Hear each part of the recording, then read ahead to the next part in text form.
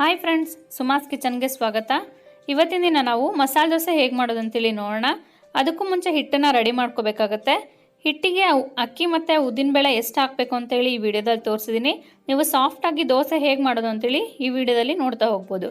ಅದಕ್ಕೂ ಮುಂಚೆ ನಮ್ಮ ಚಾನಲ್ನ ಸಬ್ಸ್ಕ್ರೈಬ್ ಮಾಡ್ಕೊಳ್ಳಿ. ಸಬ್ಸ್ಕ್ರೈಬ್ ಮಾಡ್ಕೋಬೇಕು ಅಂದರೆ ಕೆಳಗಡೆ ಕಾಣ್ತಿರೋ ಸಬ್ಸ್ಕ್ರೈಬ್ ಬಟನ್ನ ಕ್ಲಿಕ್ ಮಾಡಿ, ಹಾಗೆ ಪಕ್ಕದಲ್ಲೇ ಕಾಣ್ತಿರೋ ಬೆಲ್ ಐಕನ್ನ ಪ್ರೆಸ್ ಮಾಡಿ. ನಾನು ಯಾವುದೇ ವಿಡಿಯೋ ಹಾಕಿದ್ರೂ ನಿಮಗೂ ನೋಟಿಫಿಕೇಶನ್ ಅನ್ನೋದು ಬರ್ತಾ ಹೋಗುತ್ತೆ. ಹಾಗೆ ಇನ್ಸ್ಟಾಗ್ರಾಮ್ ಪೇಜ್ ಕೂಡ ಇದೆ, ವೆಬ್ಸೈಟ್ ಪೇಜ್ ಕೂಡ ಇದೆ. ನೀವು ಅಲ್ಲಿ ವಿಸಿಟ್ ಮಾಡೋದ್ರ ಮೂಲಕ ಎಲ್ಲ ವೀಡಿಯೋಸ್ ಡೀಟೇಲ್ನ ತಿಳ್ಕೊಬೋದು. ಈಗ ದೋಸೆ ಮಾಡೋದಕ್ಕೆ ಬೇಕಾಗಿರೋಂಥ ಇಂಗ್ರೀಡಿಯೆಂಟ್ಸು: ಇಡ್ಲಿ ರೈಸು 1 ಕಪ್ ಇಷ್ಟು ಇಟ್ಕೊಂಡಿದ್ದೀನಿ, ಯಾಕಂದರೆ ಸಾಫ್ಟಾಗಿ ಬರುತ್ತೆ ಅಂತೇಳಿ 1 ಕಪ್ ಇಟ್ಕೊಂಡಿದ್ದೀನಿ. ನೀವು ಯಾವ ಅಕ್ಕಿ ಯೂಸ್ ಮಾಡ್ತೀರೋ ಅದನ್ನೇ ಬೇಕಾದರೆ 3 ಕಪ್ ಅಷ್ಟು ಯೂಸ್ ಮಾಡ್ಬೋದು. ನಾನಿಲ್ಲಿ 2 ಕಪ್ನಷ್ಟು ಬಾಸ್ಮತಿ ರೈಸ್ ಇಟ್ಕೊಂಡಿದ್ದೀನಿ, 1 ಕಪ್ನಷ್ಟು ಅವಲಕ್ಕಿ ಇಟ್ಕೊಂಡಿದ್ದೀನಿ, ತೆಳು ಅವಲಕ್ಕಿ. ನೀವು ಬೇಕಾದರೆ ದಪ್ಪ ಅವಲಕ್ಕಿನೂ ಹಾಕೋಬೋದು ಅಥವಾ ಮೀಡಿಯಮ್ ಅವಲಕ್ಕಿನೂ ಹಾಕೋಬೋದು. ಉದ್ದಿನಬೇಳೆ 1 ಕಪ್ ಅಷ್ಟಿದೆ. ನಾನು ಇದೇ ಬೌಲ್ ಅಳತೆಗೆ ಅಕ್ಕಿನ ತೊಗೊಂಡಿದ್ದೀನಿ. ಬಾಸುಮತಿ ರೈಸು 2 ಕಪ್ನಷ್ಟು, ಇಡ್ಲಿ ರೈಸು 1 ಕಪ್ ಅಷ್ಟು ತೊಗೊಂಡಿದ್ದೀನಿ. ಹಾಗೆ ಮೆಂತ್ಯ ಒಂದು ಅರ್ಧ ಚಮಚದಷ್ಟು. ಈಗ ಅಕ್ಕಿ ಮತ್ತು ಉದ್ದಿನಬೇಳೆನ ನೆನೆಸಿಟ್ಕೋಬೇಕು. ಫಸ್ಟು ಉದ್ದಿನಬೇಳೆನ ನೆನೆಯಕ್ಕೆ ಇಟ್ಕೊಳ್ಳೋಣ. ಇದನ್ನು ಒಂದು ಬೌಲಿಗೆ ಹಾಕ್ಕೊಂಡು ಮುಳುಗೋ ಅಷ್ಟು ನೀರನ್ನ ಹಾಕಿಟ್ಕೋಬೇಕು, ಯಾಕಂದರೆ ಉದ್ದಿನಬೇಳೆ ಸ್ವಲ್ಪ ಜಾಸ್ತಿ ನೀರನ್ನೇ ತೊಗೊಳುತ್ತೆ. ಈಗ ಉದ್ದಿನಬೇಳೆಗೆ ನೀರು ಹಾಕ್ಕೊಂಡಿದ್ದೀನಿ. ಇದನ್ನು ಪಕ್ಕಕ್ಕೆ ಇಟ್ಬಿಟ್ಟು ಮತ್ತೆ ಇನ್ನೊಂದು ಬೌಲ್ ತೊಗೊಳ್ಳಿ. ಉದ್ದಿನಬೇಳೆ ಜೊತೆಗೆ ಅಕ್ಕಿನ ನೆನೆ ಹಾಕ್ಬಿಡಿ. ಇನ್ನೊಂದು ಬೌಲ್ಗೆ ಅಕ್ಕಿನ ಹಾಕೋತಾ ಇದ್ದೀನಿ, ಮತ್ತು ಇಡ್ಲಿ ರೈಸ್ನು ಇದಕ್ಕೆ ಹಾಕೋತಾ ಇದ್ದೀನಿ. ಇದಕ್ಕೂ ಕೂಡ ಪೂರ್ತಿಯಾಗಿ ಮುಳುಗುವಷ್ಟು ನೀರು ಹಾಕ್ಬಿಟ್ಟು ಇದಕ್ಕೇ ಒಂದು ಅರ್ಧ ಚಮಚದಷ್ಟು ಮೆಂತ್ಯ ಹಾಕಬೇಕಾಗತ್ತೆ. ಮೆಂತ್ಯನೂ ಕೂಡ ಜಾಸ್ತಿ ಹಾಕ್ಕೋಬೇಡಿ, ಕಹಿ ಆಗಿಬಿಡುತ್ತೆ. ಅರ್ಧ ಚಮಚ ಹಾಕಿ ಸಾಕು. ಅವಲಕ್ಕಿನ ಮಿಕ್ಸಿಗೆ ಹಾಕುವಾಗ ಹಾಕ್ಕೋತೀನಿ, ಯಾಕಂದರೆ ತೆಳು ಅವಲಕ್ಕಿ ಆಗಿರೋದ್ರಿಂದ ನೀರಿಗೆ ಹಾಕಿದ್ರೆ ತುಂಬಾ ಕರ್ಗೋಗ್ಬಿಡುತ್ತೆ. ನೀವು ಮೀಡಿಯಮ್ ಅವಲಕ್ಕಿ ಅಥವಾ ದಪ್ಪ ಅವಲಕ್ಕಿ ಹಾಕ್ಕೊತಿದ್ದೀನಿ ಅಂದರೆ ಒಂದು ಅರ್ಧ ಗಂಟೆಯಷ್ಟು ನೆನೆಸಿಟ್ಕೊಂಡು ಮಿಕ್ಸಿಗೆ ಹಾಕುವಾಗ ಹಾಕ್ಕೋಬೇಕಾಗತ್ತೆ. ಇವಾಗ ನೋಡಿ, ಇದನ್ನೆರಡನ್ನೂ ನೆನೆಯಕ್ಕೆ ಇಟ್ಟಿದ್ದೀನಿ. ಇದರಿಂದ 6 ಅವರ್ ನೆನೆಸ್ಕೋಬೇಕು. ಇವಾಗ 6 ಅವರ್ ಆಗಿದೆ. ಉದ್ದಿನಬೇಳೆನ ಮಿಕ್ಸಿಗೆ ಹಾಕೋತಾ ಇದ್ದೀನಿ. ಫಸ್ಟು ಉದ್ದಿನಬೇಳೆ ಏನಕ್ಕೆ ಮಿಕ್ಸಿಗೆ ಹಾಕೋತಿದ್ದೀನಿ ಅಂದರೆ ಸ್ವಲ್ಪ ಇರೋದ್ರಿಂದ ಉದ್ದಿನಬೇಳೆ ಹಾಕೋತಾ ಇದ್ದೀನಿ. ನೀವು ಬೇಕಾದರೆ ಅಕ್ಕಿನೂ ಹಾಕೋಬೋದು. ಜಾಸ್ತಿ ನೀರು ಹಾಕೋಕೆ ಹೋಗಬೇಡಿ, ತುಂಬ ನೀರಾಗಿಬಿಡುತ್ತೆ. ನೆಕ್ಸ್ಟ್ ಇದಕ್ಕೆ ಅವಲಕ್ಕಿ ಇಟ್ಕೊಂಡಿದ್ನಲ್ಲ, ತೆಳು ಅವಲಕ್ಕಿ, ಅದನ್ನು ಕೂಡ ಹಾಕೋತಾ ಇದ್ದೀನಿ. ನೀವು ದಪ್ಪ ಅವಲಕ್ಕಿ ಅಥವಾ ಮೀಡಿಯಮ್ ಅವಲಕ್ಕಿ ಹಾಕ್ತೀನಿ ಅಂದರೆ ಒಂದು ಅರ್ಧ ಗಂಟೆ ಮುಂಚೆ ನೆನೆಸಿಟ್ಕೊಂಡ್ಬಿಟ್ಟು ಇದಕ್ಕೆ ಹಾಕ್ಕೊಳ್ಳಿ. ಈಗ ಸ್ವಲ್ಪ ನೀರು ಹಾಕ್ಕೋತಾ ಇದ್ದೀನಿ. ಜಾಸ್ತಿ ನೀರು ಹಾಕ್ಕೋಬೇಡಿ, ಒಂದು ಅರ್ಧದಿಂದ ಮುಕ್ಕಾಲು ಲೋಟದಷ್ಟು ನೀರು ಹಾಕ್ಕೊಳ್ಳಿ ಸಾಕು. ಇವಾಗ ಇದನ್ನು ನೈಸಾಗಿ ರುಬ್ಕೋಬೇಕಾಗತ್ತೆ.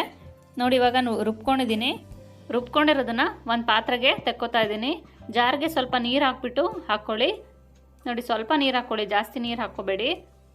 ಅದೇ ಜಾರ್ಗೆ ಅಕ್ಕಿನ ಹಾಕ್ಕೋತಾ ಇದ್ದೀನಿ. ನೋಡಿ, ಸ್ವಲ್ಪ ಅಕ್ಕಿನ ಹಾಕ್ಕೊಳ್ತಾ ಇದ್ದೀನಿ, ಸ್ವಲ್ಪ ಹಾಕ್ಕೋತಾ ಇದ್ದೀನಿ. ಇದನ್ನು 2 ಸತಿ ರುಬ್ಕೋತಾ ಇದ್ದೀನಿ, ಯಾಕಂದರೆ ಸ್ವಲ್ಪ ಅಕ್ಕಿ ಜಾಸ್ತಿ ಇರೋದ್ರಿಂದ 3 ಕಪ್ ಇದಲ್ಲ, ಅದಕ್ಕೋಸ್ಕರ 2 ಸತಿ ರುಬ್ಕೋತಾ ಇದ್ದೀನಿ. ಸ್ವಲ್ಪ ನೀರು ಹಾಕ್ಕೊಂಬಿಟ್ಟು ಇದನ್ನು ನೈಸಾಗಿ ರುಬ್ಕೊಂಡಿದ್ದೀನಿ. ನೋಡಿ, ತರ್ತರಿಯಾಗಿ ರುಬ್ಕೋಬೇಡಿ, ದೋಸೆ ಚೆನ್ನಾಗಿ ಬರೋದಿಲ್ಲ, ನೈಸಾಗಿ ರುಬ್ಕೊಳ್ಳಿ. ಈಗ ಉಳಿದಿರೋ ಅಕ್ಕಿನೂ ಕೂಡ ಸ್ವಲ್ಪ ನೀರು ಹಾಕ್ಬಿಟ್ಟು ರುಬ್ಕೊತೀನಿ. ಇವಾಗ ರುಬ್ಬಿದಾಗಿದೆ. ನೋಡಿ, ಇದು ಕೂಡ ನೈಸಾಗಿ ರುಬ್ಕೊಂಡಿದ್ದೀನಿ. ಇದನ್ನು ಕೂಡ ಅದೇ ಪಾತ್ರೆಗೆ ಹಾಕ್ಕೋತಾ ಇದ್ದೀನಿ. ಇದನ್ನು ಹಾಕಿದ ಮೇಲೆ ಇವಾಗಲೇ ಉಪ್ಪು ಹಾಕೋಕ್ಕೆ ಹೋಗಬೇಡಿ. ಬೆಳಿಗ್ಗೆ ನೀವು ದೋಸೆ ಮಾಡೋ ಮುಂಚೆ ಸ್ವಲ್ಪ ಉಪ್ಪು ಹಾಕ್ಕೊಂಡು ಆಮೇಲೆ ದೋಸೆ ಮಾಡ್ಕೊಳ್ಳಿ, ಯಾಕಂದರೆ ಹುಳಿ ಆಗಿಬಿಡುತ್ತೆ ಕೆಲವು ಟೈಮ್ ಉಪ್ಪು ಹಾಕಿದಾಗ. ಇವಾಗ ಸ್ವಲ್ಪ ಮಿಕ್ಸಿ ಜಾರ್ಗೆ ನೀರು ಹಾಕ್ಬಿಟ್ಟು ಅದೇ ಪಾತ್ರೆಗೆ ಹಾಕ್ಕೊಂಡಿದ್ದೀನಿ. ಗಟ್ಟಿ ಇದೆ ನೋಡಿ. ಇದನ್ನು ಒಂದ್ಸಲಿ ಚೆನ್ನಾಗಿ ಮಿಕ್ಸ್ ಮಾಡಿಕೊಂಡು ಆಮೇಲೆ ನೀರು ಬೇಕೋ ಬೇಡವೋ ಅಂಥೇಳಿ ನೋಡಿಬಿಟ್ಟು ಹಾಕ್ಕೊಳ್ಳಿ, ತುಂಬ ನೀರು ಹಾಕ್ಕೋಬೇಡಿ. ಇದು ಇವಾಗ ಕರೆಕ್ಟಾಗಿ ಆಗಿದೆ ನೋಡಿ. ಇಷ್ಟು ನೀರಿದ್ರೆ ಸಾಕು, ತುಂಬ ನೀರು ಹಾಕ್ಕೋಬೇಡಿ. ಇದನ್ನು ಇವಾಗ ಮುಚ್ಚಿಟ್ಬಿಟ್ಟು 12 ಗಂಟೆಗಳ ಕಾಲ ಹಾಗೆ ಇಡಬೇಕಾಗುತ್ತೆ. ಒಂದು ನೈಟ್ ಪೂರ್ತಿ ಹಾಗೆ ಇಡಬೇಕು. ಇದು 12 ಗಂಟೆಗಳ ಕಾಲ ಚೆನ್ನಾಗಿ ನೆನೆಯೋದ್ರಿಂದ ತುಂಬಾ ಚೆನ್ನಾಗಿ ಬರುತ್ತೆ ದೋಸೆ. ನೋಡಿ, ಇವಾಗ 12 ಅವರ್ಸ್ ಆಗಿದೆ. ನಾನಿಲ್ಲಿ ಅರ್ಧ ಬಟ್ಲಷ್ಟು ಹಿಟ್ಟನ್ನು ರುಬ್ಕೊಂಡಿದ್ದೆ. ನೋಡಿ, ಇವಾಗ ಇದು ಉಕ್ಬಿಟ್ಟು ತುಂಬ ಬಂದಿದೆ. ಈ ಥರ ಉಕ್ಕುತ್ತೆ ಅಂತಲೇ ನಾನು ದೊಡ್ಡ ಪಾತ್ರೆಗೆ ಹಾಕ್ಕೊಂಡಿದ್ದೆ. ನೀವು ಅಷ್ಟೇ ಒಂದು ದೊಡ್ಡ ಪಾತ್ರೆಗೆ ಹಾಕ್ಕೊಳ್ಳಿ. ಇದನ್ನು ಒಂದ್ಸಲಿ ಚೆನ್ನಾಗಿ ಮಿಕ್ಸ್ ಮಾಡ್ಕೋಬೇಕು. ನಿಮ್ಗೇನಾದರೂ ನೀರು ಕಡಿಮೆ ಅನಿಸಿದ್ರೆ ಸ್ವಲ್ಪ ನೀರು ಹಾಕ್ಕೊಳ್ಳಿ. ಈಗ ಕನ್ಸಿಸ್ಟೆನ್ಸಿ ಇದು ಕರೆಕ್ಟಾಗಿದೆ, ನಾನು ಎಕ್ಸ್ಟ್ರಾ ನೀರೇನು ಹಾಕ್ತಾ ಇಲ್ಲ. ಇವಾಗ ಇದಕ್ಕೆ ರುಚಿಗೆ ತಕ್ಕಷ್ಟು ಉಪ್ಪು ಹಾಕ್ಕೋತಾ ಇದ್ದೀನಿ. 1.5 ಚಮಚದಷ್ಟು ಉಪ್ಪು ಹಾಕ್ಕೊಂಡಿದ್ದೀನಿ. ಉಪ್ಪು ಹಾಕ್ಕೊಂಡ್ಮೇಲೆ ಮತ್ತೆ ಇದನ್ನು ಚೆನ್ನಾಗಿ ಮಿಕ್ಸ್ ಮಾಡ್ಕೊಳ್ಳಿ. ಇದಾದಮೇಲೆ ಹಂಚನ್ನು ಕಾಯಕ್ಕೆ ಇಟ್ಕೊಂಡು ದೋಸೆನ ಹಾಕ್ಕೋಬೇಕು. ಇವಾಗ ಹಂಚು ಕಾದಿದೆ, ನಾನು ದೋಸೆ ಹಿಟ್ಟನ್ನ ಹಾಕ್ತಾಯಿದ್ದೀನಿ. ನೋಡಿ, ಇದನ್ನು ತೆಳ್ಳಗೆ ಬೇಕಾದ್ರೂ ಹಾಕ್ಕೋಬೋದು, ದಪ್ಪ ಬೇಕಾದರೂ ಹಾಕ್ಕೋಬೋದು. ಸ್ವಲ್ಪ ನಾನು ಮೀಡಿಯಮ್ ಸೈಜಲ್ಲಿ ಹಾಕ್ಕೋತಾ ಇದ್ದೀನಿ.